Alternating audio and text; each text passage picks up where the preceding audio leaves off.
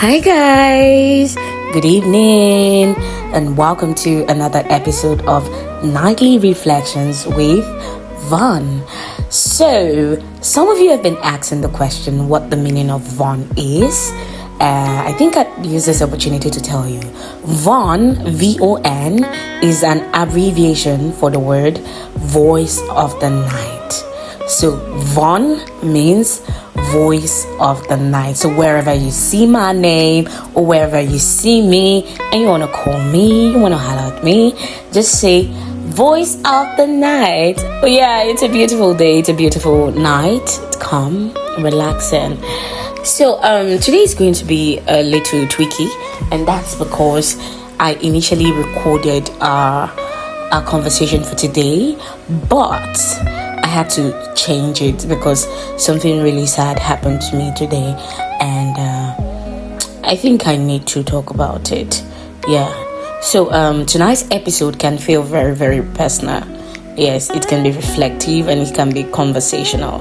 Like, you're sitting with someone after a long day and you're sharing your thought that stayed with you. You're sharing that thought that you think about. So just relax, okay? I've got you covered today. And I'm going to rant. Today I'm going to rant. And that's because something, like I said earlier, something bad happened. And yeah, I feel a little bit sad. But trust me, it's not going to affect our conversation this night, okay? Yeah. So there are some things that actually disturbs me deeply. And one of them is how many people can witness unfairness and still choose to be silent. Now, this is not because they are wicked people or because they are evil people, but because, somehow a lot of us have become comfortable watching things happen. As long as it's not happening to us, our hands are up. And honestly, that scares me. It scares me a lot. You know what? A couple of months back, I was coming back from work at Apple. I entered, those of you staying in Abuja, the place called Apple. I entered one of those coastal buses because, transport prices in Abuja will humble you. It will humble you quickly. So, there was this lady inside the bus, right? She's a very composed young lady. Very composed. When you see her demeanor, you just know that this person is, I think something is wrong for her being in this. Like, she just looked out of place in the coaster bus. She was very composed. You could immediately tell that she was not someone that uses those buses regularly.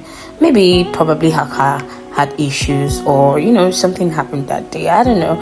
And probably she was coming back from the mechanic. There's a mechanic site at Apple. So probably you've heard about Apple mechanics before. Yeah. So probably she went there to fix her car or something, but she was just feeling out of place in that vehicle, in that coaster bus at that moment. And sorry, she told the conductor clearly that she was stopping at AYA. I heard her telling him that she was stopping at what's it called, AYA. And I heard him telling her also that she should enter. And now, see, for those people that know Abuja very well, you know that going to Maraba and going to going to AYA from Apple, there are two different prices, right? We all know that. Going to Maraba, usually they collect 500 naira or they collect 400 naira if you're using the coaster buses. But going to AYA, they may charge you 200 naira or 300 naira depending on how your conversation with the conductor goes, right? So fast forward to when we got to AYA. This woman brought out 500 naira and gave it to the conductor, and of course, obviously, she was still waiting for her change. That was when the madness started. Now, you have to understand that at that point, I had my AirPods on, because usually when I'm in a vehicle or I'm on transit, generally, I usually have my earbuds on, or I have my earpiece on. I just do not like distractions. I just want to listen to music or listen to instrumentals, Kenny G playlist, or podcast, So I first I didn't notice what was happening, but then when I turned, I noticed that there was a confrontation between the woman and the conductor, but I could not hear what was happening. I waited for like some minutes, but because we are obviously waiting on the bridge and nobody's moving, nobody's coming down, like it was just getting irritating at that point. So I wanted to understand what was happening, and I took off my earpiece. And then I heard the conductor telling the woman that, madam, everybody knows, say the money from AYA, from Apple to AYA or any other place, as far you don't enter, and 500 naira is a straight money, there's no giving you change, and blah, blah, blah, blah, blah, blah, blah, blah. And I turned, and everybody was quiet. The woman was standing there looking so confused, looking so embarrassed. It was like she was almost questioning herself. I turned again, and everybody was quiet. I did not understand what was happening. But we all heard this woman telling this man that she was going to Apple and the AYA, and this man told her to enter, right? I looked at the conductor, and I was like, Oga, but this thing where they talk no good. You were supposed to give this woman her change. Why don't you want to give her a change, knowing the fact that you already asked her to enter? And immediately the man faced me, the conductor faced me, and he was like, Madam, we take concern you for this matter now. We take concern you, blah, blah, blah, blah, blah, blah, blah. Did this, and that. And honestly, that waiting concern you statement, that alone explains why many people stay silent. Because the moment you speak up for somebody, people suddenly act like kindness is an interference. They just start acting like you are fixing your focus on what you're not supposed to do. And that's not right. There and then I told him that, oh God, this matter concerns me. Because I heard you when you told her to enter. If you knew quite alright that you don't want to carry her at that amount, why did you ask her to enter AYA? Now you're telling her that you don't carry AYA, but you allowed her to enter. You are the conductor. She wouldn't have entered without you. And then the conductor wanted to prove madness. He asked the driver to drive. And I told the driver that, okay, you're not driving this vehicle. And the driver knew that what the conductor was doing was wrong, but he didn't even say anything. He just sat there behind the wheels and did not do anything. And I looked at the conductor and I was like, this bus is not moving. You must give her a change. If not, this bus will not move. And that was when everybody started talking. Then conductor give her change now. We too, we did it, we heard it. Me self, I hear I'm not true. He tell her make he enter. And I remember at that moment, I felt so angry. I felt so angry because, come on guys, you all heard this. All of you knew. But everybody was waiting for one person to speak up first. Imagine if I had not spoken up, what would have happened to that woman? She would have stood there and he would have collected her money and enter and ask the driver to speed off and go, and the driver would speed off and go, and the woman would sit down there.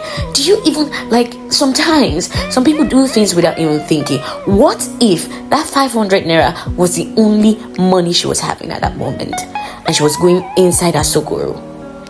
Because AYA, when you're stopping at AYA, you're going towards Asuguru axis or Paduma axis. So what if that 500 naira was the only money she was having, and she thought she had done her calculations and okay, I'm going to stop at AYA, then I'm going to take Keke down to my house or something? He would have left her stranded and she would trek down to her house. Anyways, eventually he gave her the money, he gave her a change, but that incident stayed with me. It stayed with me. And it's not because of the conductor at all, because obviously people like that always exist and you meet them every day in your life, one way or the other. But because silence has become too normal in our society. Now, today something else happened. I went to fix my phone around Banex, and while going back home, I entered a taxi heading towards Jai Access. Now, inside the car, there was this serious heat, and that was because one side of the window was bad. Now, already there were two passengers inside. There was a lady and a guy. They were talking to each other. Obviously, I just thought in my head that they knew each other or they came together. And visibly they were uncomfortable and they were just fanning themselves. So I was the third person inside the car. I was behind. So when I entered, I noticed how uncomfortable they were, and I thought to myself, okay, I need to just step down, so when other passengers come in, we can all go, because I was sitting down in the car and obviously both of them are uncomfortable and they were fanning themselves, and me sitting down also, I would also have to fan myself because of the heat. So I was also trying to avoid that for myself. Also, I got down. Now when I got down, I was waiting by the passenger side. Now the driver saw me getting down and he misunderstood my coming down. I think he thought I was being impatient and I want to step down and look for another taxi that would take me. So the driver just snapped. He's just one of those rude guys. He just snapped and he was like, "Madam, if you know they go, just come out for my car. Come out. Why you come down from my car? Come and stand for the door. Madam, come out." Very rude tone, very aggressive, very disrespectful. I was shocked. And what hurt me wasn't even the fact that the driver was speaking to me in that manner. What hurt me was the fact that those two people inside knew exactly why I stepped down, and they said absolutely nothing. Nothing. They just sat there smiling and laughing. I looked at them and I said, "I'm actually really disappointed at the both of you." And you could see from the guy that he felt a little remorse because his face changed. But the lady was like, "What should we have done? The driver was talking to you." And I was like, "Really? Hi." Sometimes people benefit from your kindness and still watch you get disrespected in silence. And that moment really reminded me again that being kind is easy when cameras are rolling. Trust me, in our society today, being kind is just easy when the cameras are rolling, because we see it everywhere. Currently now, kindness is just about the applause. It's just about the social media praises. Now the deep question should be, who are you when nobody's watching? Who are you in the buses? Who are you in traffic? Who are you in your office space? In random everyday moments where somebody is being treated unfairly, who are you? Real kindness is not performance. Real kindness is character. It is speaking up when your voice shakes. It is defending somebody even when you gain nothing from it. It is refusing to normalize wickedness just because it's not my business. Sometimes, all somebody needs is one voice beside them. Just one person to say, "No, that's wrong." And maybe that is what I want us to reflect on tonight. Please, don't become so detached from humanity that silence feels normal to you. If somebody is being cheated, speak up. If somebody is being humiliated, speak up. If somebody is being treated unfairly, speak up. Not for clout, not for praise, not because people are watching, but because one day, just one day, it could be you standing there hoping that somebody else would have the courage to say something for you. Good night and have a lovely night.